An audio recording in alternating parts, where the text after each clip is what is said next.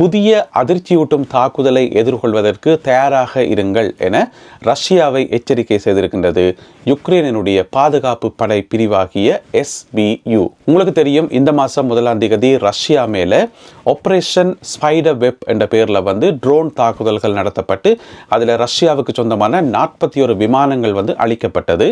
அந்த சம்பவம் சம்பந்தமாக இன்றைக்கு ஒரு புதிய வீடியோ ஒன்று ரிலீஸ் பண்ணியிருக்கிறோம். அந்த வீடியோவில் அப்படி என்ன சொல்லப்பட்டிருக்கிறது, என்னென்ன விஷயங்கள் எல்லாத்தையும் வெளியிட்டிருக்கிறார்கள் என்பது சம்பந்தமாக. ஏனென்று சொன்னால் இதுக்கு முதல் நிறைய ஃபுட்டேஜ்கள் வந்தது. ஆனால் யுக்ரைனுடைய பாதுகாப்பு பிரிவு உத்தியோகபூர்வமாக எந்த ஒரு தகவலையும் வெளியிடல. இன்றைக்கு முதல் முறையாக ஜூன் மாதம் 11ஆம் தேதி அவர்கள் ஒரு வீடியோ ஒன்று ரிலீஸ் பண்ணியிருக்கிறார்கள். அதில் என்னென்ன விஷயங்கள் இருக்குன்னு சொல்லி விரிவாக விளக்கமாக இந்த காணொலியில் பார்க்க இருக்கின்றோம். ஐரோப்பாவிலேயே முதல் முறையாக சாரதி இல்லாத ஊபர் சேவைகள் ஆரம்பிக்கப்பட இருக்கின்றன இங்கே லண்டனிலே.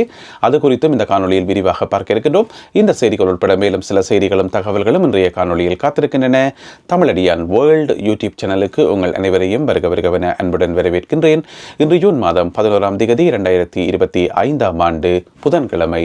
வாருங்கள் காணொலிக்குள் போகலாம்.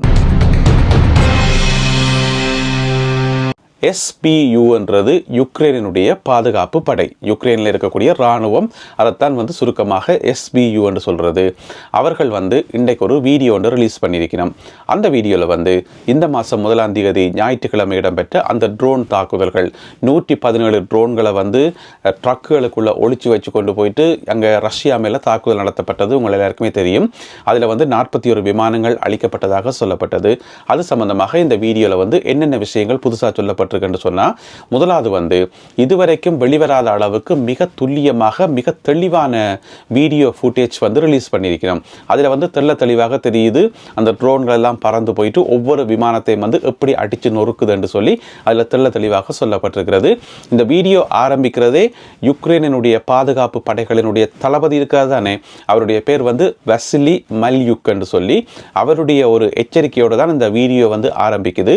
அதில் அவர் என்ன சொல்லியிருக்காருன்னு சொன்னால், ரஷ்யாவை பார்த்து புதிய அதிர்ச்சியூட்டும் தாக்குதல் ஒன்றை நடத்துவதற்கு நாங்கள் தயாராகி கொண்டிருக்கிறோம், எனவே அதை எதிர்கொள்வதற்கு தயாராக இருங்கள் என்று சொல்லி எச்சரிக்கை விடுத்திருக்கின்றார்.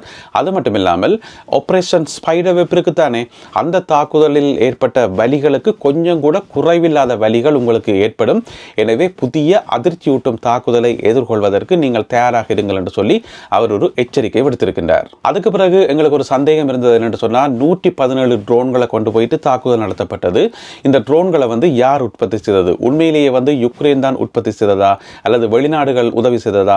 மிக முக்கியமாக அமெரிக்கா பின்னுக்கு இருந்து உதவிகள் செய்ததான்னு சொல்லி நிறைய சந்தேகங்கள் இருந்தது. பல்வேறு விதமான கருத்துக்கள் சொல்லப்பட்டது. ஆனால் யுக்ரைனுடைய பாதுகாப்பு பிரிவு, யுக்ரைனுடைய இராணுவம் அதை அடியோட மறுத்திருக்கிறது. இது முழுக்க முழுக்க அவர்களுடைய SBU பிரிவை சேர்ந்த என்ஜினியர்களால் வடிவமைக்கப்பட்டது. 1.5 வருடங்களுக்கு மேலாக டைம் எடுத்து நன்கு திட்டமிடப்பட்டு அதோட நீண்ட தூரம் பறந்து சென்று தாக்கக்கூடிய மாதிரி மிக நுட்பமான தொழில்நுட்பங்களை பயன்படுத்தி உருவாக்கப்பட்டு என்று சொல்லி அவர்கள் உத்தியோகபூர்வமாக அறிவித்திருக்கிறார்கள். எனவே இந்த ட்ரோன்கள் முழுக்க முழுக்க யுக்ரைனிய இராணுவ என்ஜினியர்களால் மட்டுமே வடிவமைக்கப்பட்டது என்று சொல்லியும் அதிநவீன தொழில்நுட்பங்களை பயன்படுத்தி இது உருவாக்கப்பட்டது என்று சொல்லியும் மிக முக்கியமாக நீண்ட தூரங்களுக்கு பறந்து சென்று இதை நீண்ட தூரத்திலிருந்து ஆப்ரேட் பண்ணக்கூடிய மாதிரியான தொழில்நுட்பங்களோட தாங்கள் இதை உருவாக்கியதாகவும் அவர்கள் உத்தியோகபூர்வமாக அறிவித்திருக்கிறார்கள். அதோட இந்த ட்ரோன்கள் ரஷ்யாக்குள்ள எடுத்து செல்லப்பட்டது பல நூறு பல ஆயிரம் கிலோமீட்டர்கள் லொரிகள் மூலமாகத்தான் எடுத்து செல்லப்பட்டது. அந்த லொரிகளினுடைய கூரை பகுதி இருக்குத்தானே, அந்த கூரைக்குள்ள மரப்பலகையால் சின்ன சின்ன பாக்ஸா அடித்து கேபின் என்று சொல்லி அந்த சின்ன சின்ன பாக்ஸா அடித்து அதுக்குள்ள ட்ரோனை வச்சு மேலால் ஒரு திறக்கக்கூடிய மாதிரியான செட்டப்பில் வச்சு மூடி அப்படித்தான் எடுத்து செல்லப்பட்டது. இதுக்கிடையில் இன்னமொரு தகவல் ஒன்று சொல்லி, அதாவது உக்ரைனிய இராணுவம் சொல்லல வேறொரு தகவல் ஒன்று வந்தது. இந்த ட்ரோன்கள் வேறொரு இடத்துல வச்சு ரஷ்யாக்குள்ளேயே வச்சு வேறொரு இடத்துல வச்சு அந்த கேபினை ஓப்பன் பண்ணி இந்த லொரிகள்ல இருந்து ட்ரோன் எப்படி பறக்குதுன்னு சொல்லி ஒரு ஒத்திகை பார்த்தவையாம். அதாவது எங்கேயோ ஒரு இடத்துல ஒரு மறைவான இடத்துல கொண்டு அந்த லொரியை விட்டுட்டு அந்த மேல் கேபினை ஓப்பன் பண்ணி அதுல இருந்து ட்ரோன்கள் பறந்து திருப்பியும் அதுக்குள்ள செட்டில் ஆனு சொல்லி அதை ஒரு ஒத்திகை மாதிரி செய்து பார்த்தவை என்று சொல்லி ஒரு தகவல் வந்திருந்தது. ஆனால் அதை யுக்ரைனிய இராணுவம் உறுதிப்படுத்தல. இன்னைக்கு வெளியிட்டிருக்கிற இந்த வீடியோவில் அந்த தகவல் சொல்லப்படல. ஆனால் அப்படியான ஒரு தகவல் இடையில வந்தது. இருந்த போதிலும் கூட யுக்ரைனிய இராணுவம் இன்னும் ஒரு தகவல் என்று சொல்லியிருக்கேன் என்று சொன்னால் ரஷ்யாவுக்குள்ளே இருக்கக்கூடிய செலியாபின்ஸ்க் என்று சொல்லப்படுற ஒரு இடத்துல வச்சு தாங்கள் வந்து கடைசி கட்ட ப்ரிப்பரேஷன் செய்து என்று சொல்லி, அது என்ன கடைசி கட்ட ப்ரிப்பரேஷன் என்று சொல்லி தெரியல. ஒருவேளை அங்கே வச்சு தான் அந்த ஒத்திகையை பார்த்துச்சுனமா என்னவோ தெரியல. ஆனால் அப்படி நேரடியாக சொல்லல, தாங்கள் அங்கே வச்சு ஒத்திகை பார்த்தேன்னு சொல்லி இறுதி கட்ட ப்ரிப்பரேஷன் வந்து அங்கே வச்சு செய்ததாக, ரஷ்யாவுக்குள்ளே வச்சே செய்ததாக இன்றைக்கு வந்து யுக்ரைனிய ராணுவம் வெளியிட்டிருக்கிற இந்த வீடியோவில் வந்து சொல்லப்பட்டுள்ளது. அதோட உங்களுக்கு தெரியும், மொத்தமாக 4 ஏர் பேஸில் வந்து இந்த தாக்குதல் நடந்தது. 5வதாக இன்னும் ஒரு இடத்துலையும் வந்து பிளான் பண்ணியிருந்தவையாம். அது வந்து கடைசி நேரத்தில் ஃபெயிலியர் ஆயிட்டுன்னு சொல்லி அந்த இடத்தின் பேரே வந்து கொஞ்சம் வித்தியாசமாக இருக்கும். உங்களுக்கு தெரியும், ரஷ்யா அங்கால இருக்குது, யுக்ரைன் இங்கால இருக்குது. யுக்ரைன் வந்து தனி நாடு இருந்தாலும் கூட ரஷ்யாவுக்குள்ள வந்து யுக்ரைங்கா என்று சொல்லி ஒரு பகுதி ஒன்று இருக்குது, ஒரு சிறிய நகரம் ஒன்று இருக்குது, யுக்ரைங்கான்னு சொல்லி அங்கே இருக்கக்கூடிய விமான தளத்திலையும் வந்து தாக்குதல் நடத்துறதுக்கு பிளான் பண்ணியிருந்தவையாம். இருந்தாலும் அது கடைசி நேரத்தில் வந்து அந்த ஆப்ரேஷன் வந்து ஃபெயில் ஆயிட்டுன்னு சொல்லி உக்ரைனிய ராணுவமே வந்து உத்தியோகபூர்வமாக அறிவிச்சிருக்குது. அது மட்டும் இல்லாமல் இந்த தாக்குதலில் வந்து தாக்கி அளிக்கப்பட்ட விமானங்கள் என்று சொல்லி ஒரு பட்டியல் ஏற்கனவே வெளிவந்திருந்தது. அதை வந்து இன்றைக்கு யுக்ரைனிய ராணுவம் வந்து உறுதிப்படுத்தியிருக்கிறது. ஒன்று வந்து Tu-95 வகை விமானங்கள், இப்போ நீங்கள் பக்கத்தில் பார்க்குறது தான் Tu-95 வகை விமானங்கள். அடுத்தது வந்து Tu-22M3 வகை விமானங்கள். அது மட்டும் இல்லாமல் Tu-160 அந்த வகை விமானங்கள் வந்து தாக்கப்பட்டதாக சொல்லப்படுகிறது. 41 விமானங்கள் வந்து தாக்குதலுக்கு இலக்கான போதிலும் கூட அதில் வந்து 10 தொடக்கம் 13 வரை விமானங்கள் வந்து முற்றுமுழுதாக அளிக்கப்பட்டதாக சொல்லப்படுகிறது. இருந்தாலும் ரஷ்யா வெளியிட்டிருக்கிற தகவல் என்ன சொல்லப்பட்டிருக்கின்ற சொன்னால், யுக்ரைன் நடத்தின தாக்குதல் வந்து அவ்வளோ பெரிய மோசமான தாக்குதல் எல்லாம் கிடையாது. அந்த 41 விமானங்களையும் எங்களால் வந்து ரிப்பேர் பண்ண முடியும். அந்த கண்டிஷனில் தான் எங்களுக்கு அந்த தாக்குதல் நடந்ததை ஒழிய பெரிய பாரதூரமான அழிவதும் ஏற்படலை என்று சொல்லி ரஷ்யா மறுத்திருந்தது. அதில் இன்னும் ஒரு அதிர்ச்சியூட்டும் செய்தி என்னென்று சொன்னால், ஏற்கனவே யுக்ரைன் ஒரு தகவல் வெளியிட்டிருந்தது. ஒரு வேவு விமானம், அதாவது A-50 என்று சொல்லப்படக்கூடிய ஒரு வேவு விமானம், இது வந்து சோவியத் ரஷ்யா காலத்திலேயே பாவிக்கப்பட்ட விமானமாம். அந்த வகை விமானங்கள் வந்து ரஷ்யாட்ட வந்து 7 விமானங்கள் இருக்காம். அதில் 7 விமானங்களில் வந்து 2 விமானங்களை வந்து ஒரு ஏர் பேஸில் வந்து நிப்பாட்டி வச்சிருந்திருக்கணும். அதை வந்து உருமறைப்பு செய்கிறதுக்காக அந்த விமானங்களுடைய விங்ஸ் இருக்குது தானே, செட்டைகள், அதுக்கு மேலே ஒரு விமானத்துக்கு மேலே என்ன செய்திருக்கணும்னு சொன்னால் நிறைய டயர்களை கொண்டே போட்டு மறைச்சி வச்சிருந்திருக்கணும் பாதுகாப்புக்காக. இன்னும் ஒரு விமானத்தினுடைய மேலே வந்து பார்த்தீங்கன்னு சொன்னால் மணல்கள் நிரப்பப்பட்ட உரப்பைகள் இருக்குது தானே, அதை போட்டு நிரப்பி மறைச்சி வச்சிருந்திருக்கணும். அந்த 2 விமானங்கள் மேலேயும் தாக்குதல் நடத்தப்பட்டதாக இன்றைக்கு வந்து யுக்ரைனிய ராணுவம் வந்து உத்தியோகபூர்வமாக அறிவிச்சிருக்குது. ஆனால் இந்த தாக்குதல் நடைபெற்றதையும் அது சம்பந்தமான புகைப்படத்தையும் இப்போ நீங்கள் பின்னுக்கு பார்க்குற இந்த புகைப்படத்தை வந்து இந்த உலகத்துக்கு முதலாக வெளியிட்டது லண்டன்ல இருந்து வெளிவரக்கூடிய த டெலிகிராஃப் பத்திரிகை. டெலிகிராஃப் பத்திரிகைக்காரர் என்ன செய்து விட்டுச்சோம்னு சொன்னால், இந்த மாதம் 3ஆம் தேதி, ஜூன் மாதம் 3ஆம் தேதி ஒரு சிறப்பு செய்தி ஒன்றை போட்டு தங்களுக்கு கிடைத்த ரகசிய புலனாய்வு தகவல்களின் அடிப்படையில் இந்த 2 விமானங்களும் தாக்கப்பட்டதாக புகைப்படத்தோடு வெளியிட்ட பிறகுதான் அதை யுக்ரைனே நம்ப ஆரம்பித்தது. அதை வந்து இன்றைக்கு யுக்ரைனிய ராணுவம் வந்து உத்தியோகபூர்வமாக அறிவிச்சிருக்கிறது. எனவே இன்றைக்கு அவர்கள் வெளியிட்டிருக்கக்கூடிய இந்த வீடியோவில் வந்து என்ன சொல்லப்பட்டிருக்குன்னு சொன்னால், இந்த தாக்குதலுக்கு வந்து முழுக்க யுக்ரைனிய ராணுவத்தில் இருக்கக்கூடிய என்ஜினியர்ஸ் வடிவமைத்த அந்த ட்ரோன்கள் தான் பொறுப்பு. இதுக்கு பின்னால் வேறு யாருமே இல்லை. அது மட்டும் இல்லாமல் இன்னும் நிறைய ட்ரோன்களை வந்து நாங்கள் தயாரித்து கொண்டிருக்கிறோம். இன்னும் சர்ப்ரைஸான தாக்குதல் நடத்துறதுக்கு நாங்கள் தயாராக இருக்கிறோம்.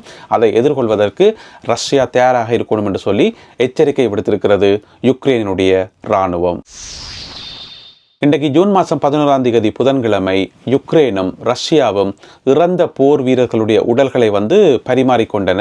அந்த அடிப்படையில் பார்த்தீங்கன்னு சொன்னால், ரஷ்யா வசம் இருந்த 1212 யுக்ரைனிய வீரர்களுடைய உடல்கள், 1212 உடல்கள் வந்து யுக்ரைனுக்கு அனுப்பப்பட்டு சர்வதேச செஞ்சிலுவை சங்கம் மூலமாக அனுப்பப்பட்டிருக்கிறது.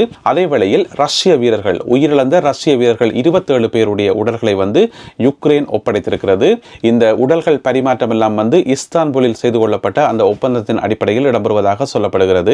அதே வேளையில் ரஷ்யாவினுடைய வசம் மொத்தமாக 6000க்கும் மேற்பட்ட யுக்ரைனிய வீரர்களுடைய உடல்கள் இருப்பதாக சொல்லப்படுகிறது. அந்த 6000க்கும் மேற்பட்ட உடல்களில் வந்து 1212 உடல்கள் வந்து இன்றைக்கு யுக்ரைனுக்கு வந்திருக்கிறது. நாளை வியாழக்கிழமையும் இந்த உடல்கள் பரிமாற்றம் இடம்பெறும் என சொல்லப்படுகிறது. ஐரோப்பாவின் முதலாவது சாரதி இல்லாத ஊபர் சேவைகள் வந்து லண்டனிலே அறிமுகப்படுத்தப்பட இருக்கின்றன. எப்படின்னு பார்த்தீங்கன்னு சொன்னால், வார வருஷம், அதாவது 2026ஆம் ஆண்டினுடைய வசந்த கால பகுதியில் இந்த ஊபர் சேவைகள், சாரதியே இல்லாத ஊபர் சேவைகள் வந்து லண்டனில் அறிமுகப்படுத்தப்படும் என்று சொல்லப்படுகிறது. ஏற்கனவே அமெரிக்காலையும் சைனாலையும் வந்து இது ஏற்கனவே பாவனையில் இருக்குது. அதாவது வழக்கம் போல் நீங்கள் எப்படி ஊபருக்கு வந்து கால் பண்ணுவீங்களோ அதே மாதிரி உங்களுடைய மொபைல் ஆப்பில் வந்து ஊபருக்கு கால் பண்ண வேண்டியதான். கொஞ்ச நேரத்தால் வந்து குறிப்பிட்ட டைம் டைமுக்கு வந்து அந்த ஊபர் வந்து நிற்கும் தண்டவாட்டில். நீங்கள் கதவை திறந்து உள்ளுக்கு இருக்க வேண்டியதான்.